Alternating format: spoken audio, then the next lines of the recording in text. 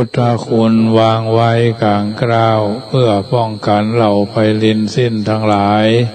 ธรรมคุณทูลวางไว้กลางใจเพื่อช่วยฮื้อหูทั่วถึงชั่วดีสังฆคุณทูลไว้ในชีวิตเพื่อช่วยปิดปลดทุกข์เป็นสุขีโดยบุญอภิวานัญชรีสวัสดีโดยการนิรันดร์เทิน10 นิ้วกราบแนบใต้ไหว้สาบารมีธรรมในครูบาอาจารย์พระมหาเถรานุเถระท่านเจ้าคณะพระสังฆาธิการทุกรูปทุกตนขอความสุขความสวัสดีในธรรมะแห่งองค์สมเด็จพระสัมมาสัมพุทธเจ้าจงมีแก่บรรดาสาธุชนท่านผู้ฟังทุกท่านที่มีโอกาสเปิดเครื่องรับฟังรายการเสียงธรรมก่อนรับตาตั้งสถานีวิทยุเพื่อการศึกษาพระพุทธศาสนาและวัฒนธรรม FM ความถี่104.50 เมกะเฮิรตซ์วัดฝ่ายหินตำบลสุเทพอำเภอเมืองจังหวัดเชียงใหม่เมตตาในท่านพระครูสมุวิสุวัตรวรกิโจท่านเจ้าวาดท่านผู้อำนวยการสถานีได้ถวายเวลาให้ธรรมาภาพพระมหาประสิทธมาภินันโทน้อมนำเอารายการนี้มาโอมาจาอธิบายให้ญาติโยมสาธุชนได้นำไปเป็นประทีปธรรมนำชีวิตในการดำเนินชีวิตของเฮาวันนี้ก็ดำเนินชีวิตกันมาถึงวันจันทร์ที่29เดือนพฤศจิกายนพุทธศักราช2564เดือนยี่เหนือแรม10 ค่ำญาติโยมสาธุชนท่านผู้ฟังทุกท่านดำเนินชีวิตมาถึงปลายเดือนพฤศจิกานับไปนับมาก็ใกล้จะสิ้นปีวาระนี้จะได้เรื่องของวิชาชีวิตที่ท่านบัณฑิตกล่าวเอาไว้ว่าเลิกยุ่งเรื่องคนอื่นที่บ่เกี่ยวกับเฮา2อย่าไปเป็นคนเดือดร้อนเป็นเดือดเป็นร้อนแทนคนใดไปผู้หนึ่ง3เป็นคนบ่เหมือนกันอย่าเอาตัวเองเป็นบรรทัดฐานอย่าทำตัวไปเป็นไม้บรรทัดเอาไปวัดเอาไปดัดคนนั้นคนนี้4ลดการคาดหวังเป็นการเพิ่มความสุขให้กับตัวเก่า5หัดคือกำลังใจตัวเองให้นักแต่ละวันกำลังใจอยู่ที่ตัวเฮาเพื่อความเป็นคนพอหลายๆมุมดูที่เจตนาดูสุขภาพร่างกายและสุขภาพจิตคือสิ่งสำคัญ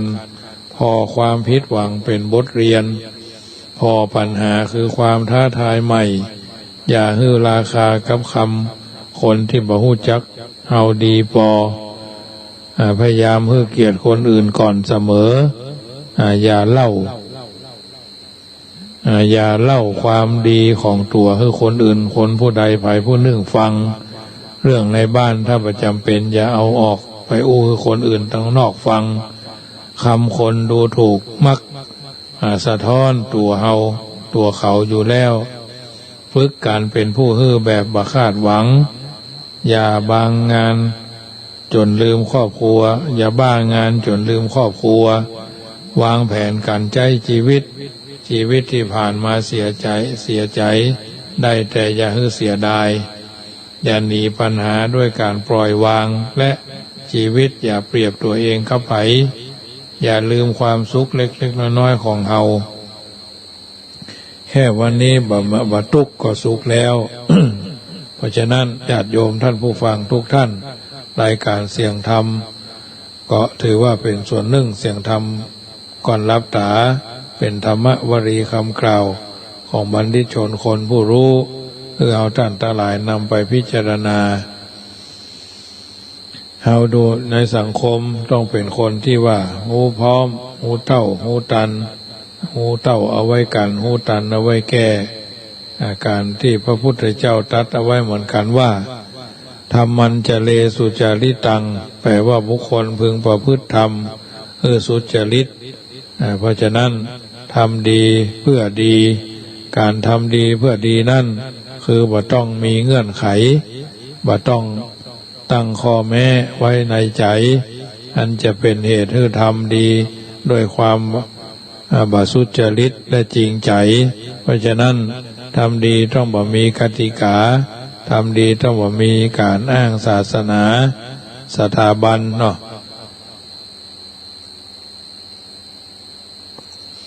ทำดีนะต้องบ่กำหนดวันเวลาทำดีต้องบ่มีเงื่อนไขเรื่องอายุทำดีต้องบ่มีข้อห้ามเรื่องเชื้อสายเชื้อชาติตระกูลมูลเชื้อเนาะทำดีทำได้โดยบ่มีชนบ่มีชั้นทำดีโดยบ่ต้องมีเพศภาวะทำดีทำได้โดยบ่กำหนดฐานะทำดีทำได้โดยบ่ต้องอ้างยศถาบรรดาศักดิ์ทำดีบ่ควรกำหนดตายตัวเฉพาะที่ทำดีบ่ควรแบ่งชั้นแบ่งข้างแบ่งขั้วแบ่งพรรคแบ่งพวกทำดีบ่ควรเลือกที่ฮักบ่ควรพักที่จังทำดีบ่ควรที่จะมีเขามีเฮาทำดีบ่ควรติดกึดดีบ่ควรถือดีบ่ควรอวดดีและบ่ควรโชว์ดีทำดีไม่ควรคิดไม่ควรติดดีไม่ควรถือดีไม่ควรอวดดีไม่ควรโชว์ดีนะทำดีมีบทกวีท่านสอนไว้บทหนึ่งว่าทำดีถูกที่ย่อมมีผลทำดีถูกคนผลล้ำค่าทำดีไม่ถูกที่ถูกเวลาทำดีไม่ถูกที่เสียเวลาทำดีไม่มีค่าถ้าไม่ถูกเวลาและถูกคนอันเนี้ยญาติโยมท่านสาธุชนทั้งหลายวลีคำกล่าวบัณฑิตชนนำมาอู้เอิ้นเจริญพรเพิ่นบอกว่าธรรมะเท่านั้นกันคนให้พ้นผิดธรรมะเท่านั้นกันจิตไม่ให้เขวธรรมะเท่านั้นกันโลกไม่ให้สดโซซัดโซเซโลกไม่เป๋เพราะทำป้องคุ้มครองคนอันเนี้ยญาติโยมท่านผู้ฟังทั้งหลายจึงนำมาอู้เอิ้นเจริญพรให้ญาติโยมได้ฟังในการดำเนินชีวิตของเขานั้นถือว่าจำเป็นจะต้องมีหลักยึดหลักประพฤติเป็นชั้นเป็นตอนเป็นขั้นเป็นภูมิไปเป็นระยะมีพระบาลีกล่าวเอาไว้เป็นตัวอย่างในการดำเนินชีวิตว่าภูมิคนเท่านั้นอยู่ในโลกแห่งการสังแก่สังคมก็คือมีธรรมะเป็นชั้นเป็นชั้นไปมีพุทธเจ้าตรัสว่าโหติโยโหติพยัตโตจะวิสาลโทจะพระหุตสุโตธรรมทโลจะโหติธรรมัสสะโหติอนุธรรมจารีสตาทิโสอุจจติสังคโสพโนบุคคลใดเป็นผู้ฉลาดเป็นผู้แกล้วกล้าเป็นพหูสูตรเป็นผู้ทรงหื้อไฟซึ่งทุนนะเป็นผู้ทรงไว้ซึ่งธรรมเป็นผู้ประพฤติปฏิบัติธรรมตามสมควรแก่ธรรมบุคคลผู้เป็นเช่นนั้นท่านเรียกว่าเป็นสังฆโสพโนแปลว่าผู้ที่ทำให้หมู่คณะมีความงดงามผู้ปฏิบัติตามบุคคลผู้เช่นนี้จะทำให้สังคมและหมู่คณะนั้นเกิดความภาวะความงดงามพระยัตโธแปลว่าผู้ฉลาดได้มาจากการศึกษาความรู้ใช้ประสบการณ์ฉลาดในการใช้ความคิดในการดำเนินชีวิตเป็นขั้นเป็นตอนมีหัวใจความเป็นบัณฑิตว่าสุคือการฟังจิคือการคิดปุคือการถามลิคือการเขียนนะสุคือการฟังจิคือการคิดปุคือการถามลิคือการเขียนบุคคลใดตามก็ตามที่จะเป็นบัณฑิตจะต้องมีสุสดับปุจิคือคิดสดับคิดถามเขียนนะเป็นบัณฑิตชนเพราะฉะนั้นมีประสบการณ์และสามารถอ่านโลกอ่านธรรมได้ถ้าเอาผ่านชุดนั้นไปแล้วนะสองวิสาลโทเป็นผู้แกล้วกล้าอาถรรพ์อาสาเป็นผู้แกล้วกล้าอาจสามารถขันอาสา ทำงานที่ยิ่งใหญ่ได้ทำงานที่คนอื่นบ่กล้าที่จะทำละบ่กล้าที่จะทำนะวิสาลโธเป็นผู้แก้วกล้าสามารถเป็นคนมีความแก้วกล้าอาจสามารถขันอาสาทำงานที่ยิ่งใหญ่ได้ทำงานที่คนอื่นบ่กล้าจะทำนะพหูสูตโตคือเป็นพหูสูตรภาษาวัดเรียกว่าตู้พระไตรปิฎกเคลื่อนที่ถามายังก็สามารถที่จะแก้ไขปัญหานั้นปัญหานี้ได้สามารถที่จะชี้แจงแสดงทางสว่างให้กับลูกศิษย์ลูกหาหรือบุคคลที่มีความสนใจเรื่องวัฒนธรรมประเพณีศาสนาภาษาหรือแม้กระทั่งหลักปฏิบัติในการดำเนินชีวิตต่างๆนำมาซึ่งประโยชน์สุขแก่ท่านสาธุชนคนดีผู้อยู่ระดับรากหญ้าเนาะ3ธรรมะทโรก็คือเป็นผู้ทำรงไว้ซึ่งธรรมคือทั้งในด้านภาษาศาสนาวัฒนธรรมประเพณีที่มีใจและถือปฏิบัติกันนี้สามารถที่จะดำรงมั่นไว้ซึ่งความดีและความบริสุทธิ์ยุติธรรม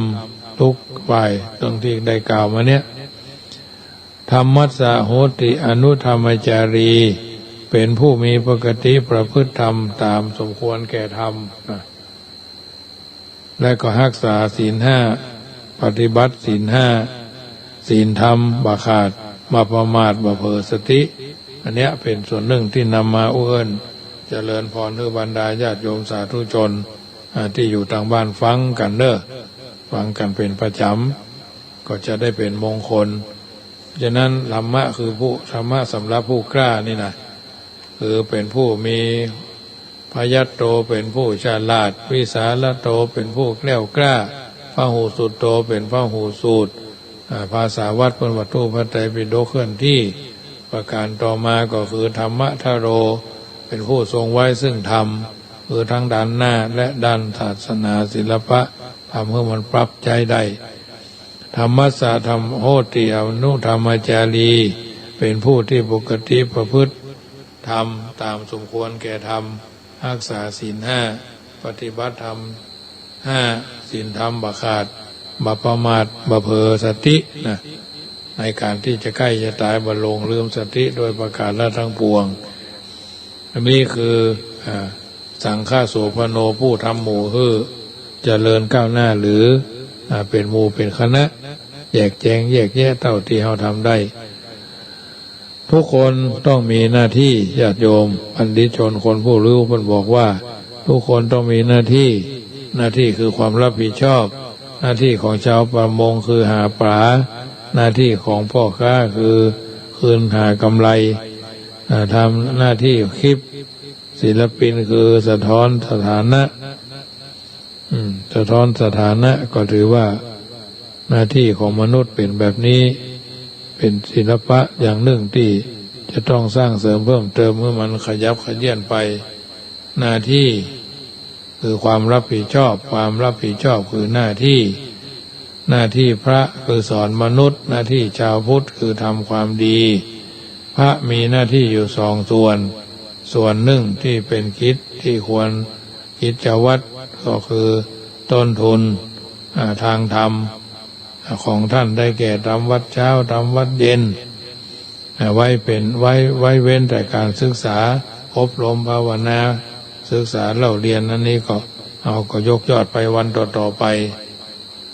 และส่วนที่เป็นหน้าที่คือแผนพัฒนาคือเผยแผ่และประกาศธรรมะของสมเด็จพระสัมมาสัมพุทธเจ้าดังคำที่กล่าวว่าบวชเป็นพระจะต้องมีหน้าที่เทศแสนวิเศษหากเทศดีมีแก่นสารเทศให้ดีเทศให้ได้ไปนานๆเทศคืองานของพระอย่าละเลยองค์สมเด็จพระสัมมาสัมพุทธเจ้าได้ตรัสแสดงหน้าที่ของพระหรือสมณะไว้5ประการดังที่ได้กล่าวมาแล้ว1แนะนำเพื่อทำความชั่ว2ประพฤติตัวเป็นคนทำความดี3ฟังธรรมวาที ที่ยังบ่เคยฟัง4ย้ำสิ่งที่ได้ฟังแล้วคือแจ่มแจ้ง5ชี้แสดงทางสวรรค์คือนอกจากได้กล่าวมาข้างต้นคือเป็นสื่อคือหันว่าหน้าที่เป็นสิ่งสำคัญว่าบุคคลอยู่ในสถานะใดก็ล้วนแต่มีหน้าที่ของคนของตนเป็นลำดับไปอยู่แล้วเพราะฉะนั้นเมื่อคนเรามีหน้าที่ที่จะต้องปฏิบัติประพฤติปฏิบัติก็ควรจะทำให้เต็มกำลังได้สุดความสามารถอย่าให้ไผมาจูงหูดังเดินจะไปจูงหูดังเข้าบ้านเนาะอย่าให้คนอื่นมาเกิดความเสียหายบอกว่าจะเป็นผู้หูจักบ่หูจักเนาะดังนั้นปฏิบัติดีปฏิบัติถูกปฏิบัติให้สมควรและให้ทำให้บุคคลอื่นหรือองค์กรคือความเสียหายโดยแบบเบียดบังไผทำหน้าที่ของเขาให้ดีที่สุดแต่ละวันเพิ่นถึงบอกว่าเงาจังเตอะว่าเสอะจังเขาศีลธรรมในกรรมฐานในใจของเฮาบ่ไหววันเซิงบ่เนิ่งก็ถือว่าเป็นสิ่งที่ทำให้เกิดความผาสุกร่มเย็นภายใต้ที่มีพระพุทธธรรมประสงค์เนาะพุทธเจ้าตรัสเอาไว้เหมือนกันว่าทันโตเสโถมนุสเสสุบรรดามนุษย์ทั้งหลายผู้ที่ฝึกตนแล้วเป็นผู้ประเสริฐการฝึกฝนตนในทางพระพุทธศาสนาถือการปฏิบัติธรรมในทางพระพุทธศาสนาย่อมอาศัยการฝึกฝนตัวเองคือสำคัญฝึกกายฝึกวาจาและใจใครฝึกได้ผู้นั้นเป็นผู้ประเสริฐยิ่งหลักธรรมที่สนับสนุนการศึกหลักธรรมที่สนับสนุนการฝึกปฏิบัติตนนั่นมีอยู่3ประการก็คือ1อาตาปีหมายถึงการบำเพ็ญความเพียรเพื่อจะละลายบาปที่จัดว่าเป็นอกุศลมูล3คือโลภโกรธหลงเนาะสัมปชาโนเป็นผู้มาคำนี้หมายถึงผู้รู้ตัวทั่วพร้อมอยู่เสมอว่าขณะนี้เรากำลังทำมันอย่างอยู่ในอิริยาบถยืนเดินนั่งนอนกินดื่มทำพูดคิดสัมปชาโนถึงพร้อมด้วยความขณะนี้เรากำลังจะทำมันอย่างอยู่ในอิริยาบถยืนเดินนั่งนอนกินดื่มทำพูดคิด3สติมาหมายถึงมีสติอยู่ทุกเมื่อสติเป็นสิ่งที่สำคัญที่สุดบอกว่าจะทำการอื่นสิ่งใดเราจะต้องมีสติเป็นที่ตั้งเมื่อพิจารณา เพื่อการพิจารณาต่างๆเพื่อทุกท่านมีสติแล้วก็จะได้ทำการสิ่งใดนั้นก็เป็นย่อมเป็นผลมันบอกว่าสติเตสังนิวารนังนะสติป้องกันความเลวร้ายนะอันนี้เป็นส่วนหนึ่งก็เรื่องละเป็นเรื่องไปให้ญาติโยมฟังเนาะมนุษย์เป็นผู้หน้าที่ของมนุษย์ก็คือฝึกหัดคัดเกลาตนตัวให้ดีจึงมีพุทธภาษิตทับไว้ท้ายบทว่าสิมิตังสาธุรูปานังกตัญญูกตเวทิตาความกตัญญูเป็นเครื่องหมายของคนดีดอกไม้สวยให้ดูสีคนดีให้ดูที่ความกตัญญูกตเวทีนะดอกไม้สวยให้ดูที่สีคนดีให้ดูที่ความกตัญญูกตเวทีเป็นการแสดงถึงความกตัญญูมีกตัญญูกตเวทีต่อมีอยู่5ประการการกตัญญูนั้นเนี่ยมีอยู่5ประการ1กตัญญูต่อบุพการีคือตอบบุญแทนคุณพ่อแม่ผู้ให้กำเนิดหรือบุคคลผู้ให้การเลี้ยงดูใจวิชาความรู้ให้ที่อยู่ให้ที่อยู่ให้อาศัยจุงอย่าลืมบุญคุณกับเขาแม้จะเพียงยศสักจะแสนวิเศษสักปานใดก็ตามหมู่ไร้คุณธรรมข้อนี้ก็ไร้คุณค่าดังสุนทรภู่กล่าวเอาไว้ในบทพระพายมณีว่า ทรลักษณ์อักกตัญยุตาเขาเทพเจ้าก็แช่งทุกข์แห่งโหนให้ทุกข์ร้อนงอนหนอทศพลให้ทุกข์ร้อนงอนง้อทรพลพระเวทมนต์เสื่อมคลายทำลายยศทรลักษณ์อักกตัญยุตาเขาเทพเจ้าก็แช่งทุกข์แห่งโหนให้ทุกข์ร้อนนอน ให้ทุกข์ร้อนงอนง้อทรชนพระเวทมนต์เสื่อมพระเวทมนต์เสื่อมคลายทำลายตนเป็นต้นอันนี้กตัญญูต่อพระพุทธศาสนาบวชหรือถือศีลห้าศีลแปดศีลสิบศีลห้าศีลแปดก็ได้การกตัญญูกตเวทีต่อพระพุทธศาสนาก็คือการนับถืออุปถัมภ์บำรุงวัดวาอารามวัดวา ประพฤติปฏิบัติธรรมสละจตุปัจจัยเพื่อการเผยแผ่เพื่อการทำบุญตรงนั้นตรงนี้ให้ชาวโลกชาวพุทธได้รู้จักธรรมะของพระพุทธเจ้าพระสัมมาสัมพุทธเจ้าทรงคงอยู่สืบต่อไปแสดงตัวเป็นอุบาสกอุบาสิกาสองคนแม่บ้านเพิ่นว่ามีศีลมีศรัทธาทำบุญในพระศาสนาไปแสวงหาบุญนอกเหตุบัถือเหตุแห่งความคำมงคลเพราะฉะนั้นมีศรัทธามีศีลมีศรัทธาทำบุญในพุทธศาสนาบ่ไปแสวงหาบุญนอกเหตุบ่ถือสาเหตุแห่งคำมงคลประการที่สามกตัญญูกตเวทีต่อสังคมหรือสิ่งที่หรือสิ่งแวดล้อมสิ่งแวดล้อมก็คือที่เฮาหันเฮาฮู้เฮาได้สัมผัสคนนั้นเป็นญาณคนนี้เป็นญาเอะนี่เพราะว่าสภาพแวดล้อมไม่อำนวยไม่เป็นใจโดยพุทธพจน์ที่ว่าบุคคลอาศัยนั่งนอนใต้ห่มเงาไม้ใบบังต้นใดบ่พึงทำลาย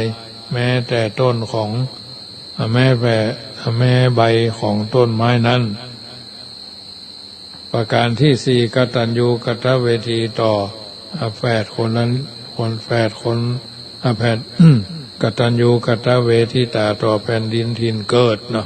คือบ่ทำลายล้างลบล้างประเพณีวัฒนธรรมที่ดีของชนชาติช่วยกันพดุงรักษาความเป็นเอกราชเอาความกันพัฒนาชีวิตให้รุ่งเรืองได้ประโยชน์จากแผ่นดินนี้แล้วต้องทำประโยชน์แก่แผ่นดินนี้โดยทั่วไปเพราะฉะนั้นนายผู้ผลิตโทรศัพท์มาชื่อว่าจอห์นเอฟเคนเนดีอันนี้เป็นประธานาธิบดีสหรัฐ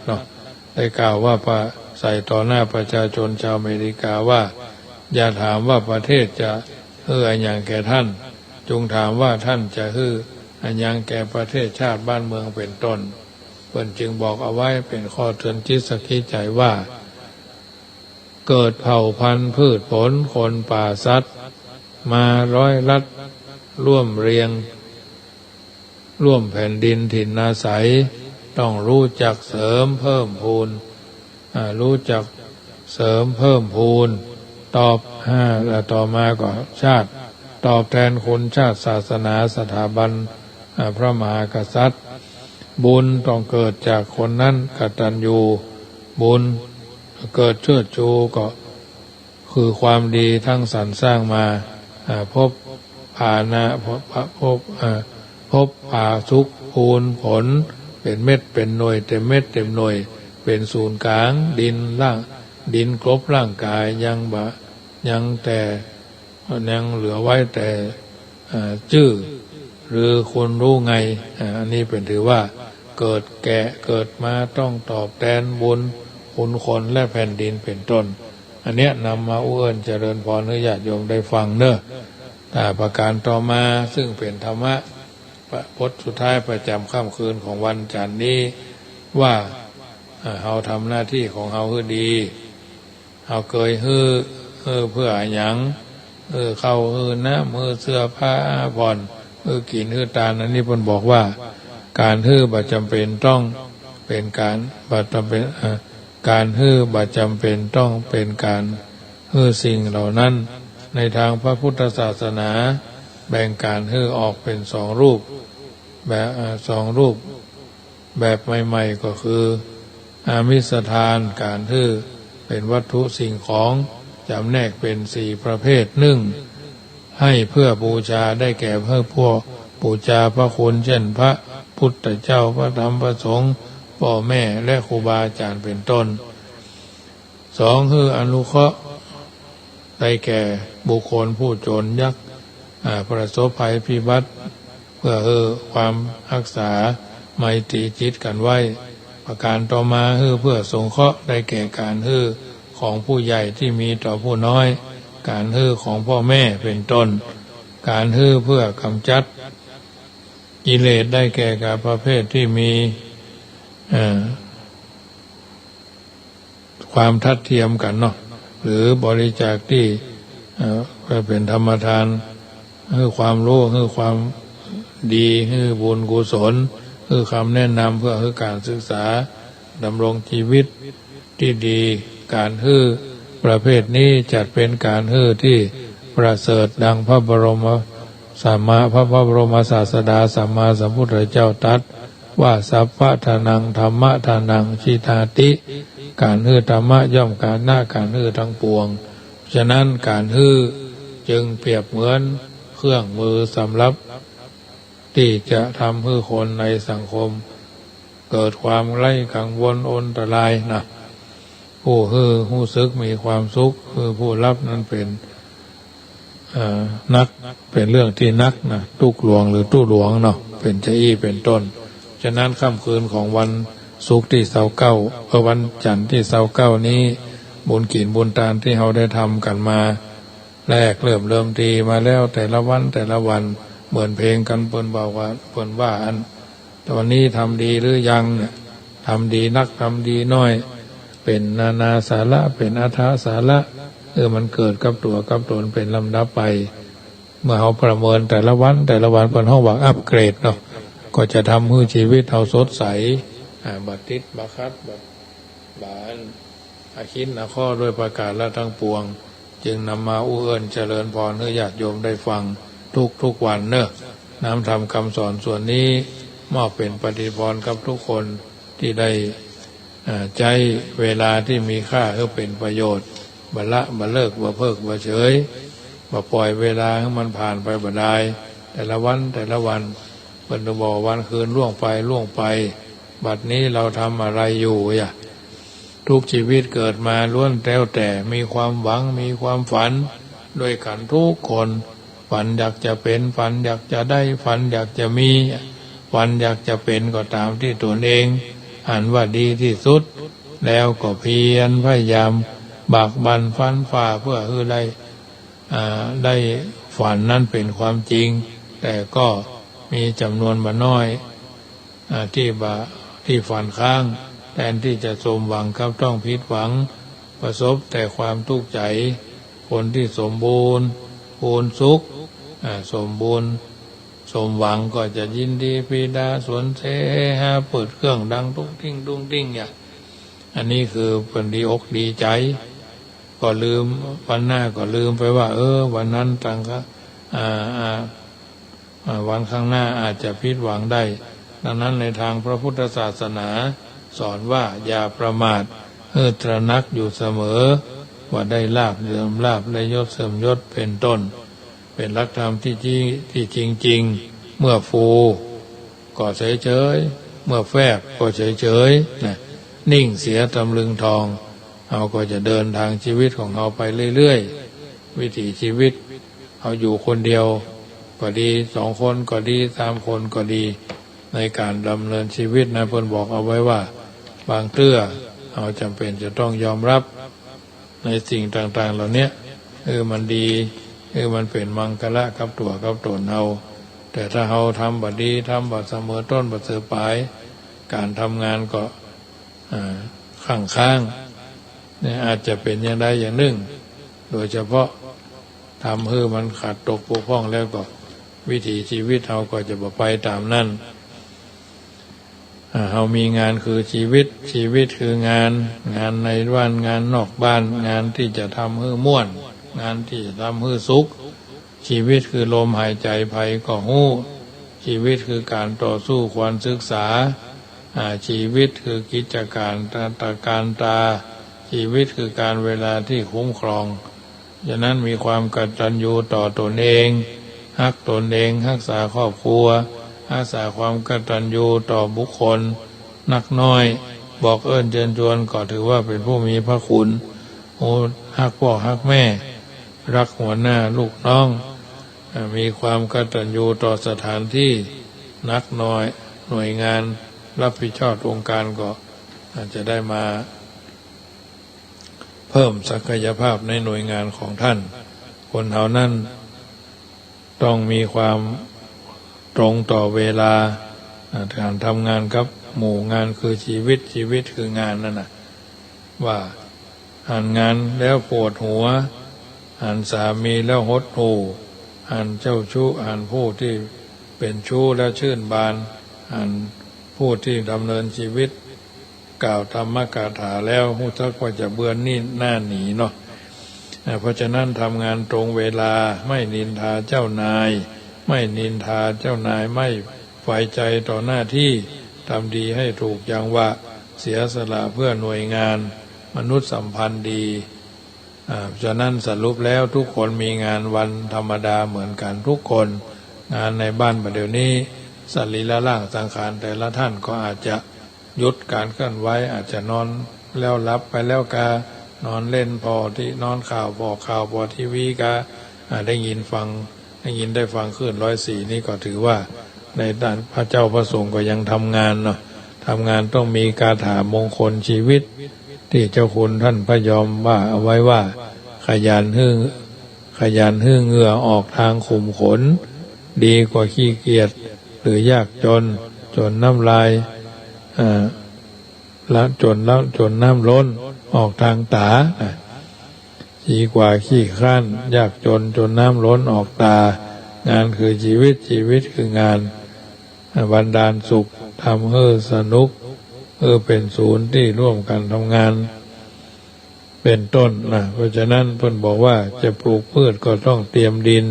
จะกินก็ต้องเตรียมอาหารจะพัฒนาการต้องเตรียมประชาชนจะพัฒนาคนต้องพัฒนาที่จิตใจจะพัฒนาไผ่บ่ต้องพัฒนาที่ตัวเองก่อนจะพัฒนาชีวิตก็ได้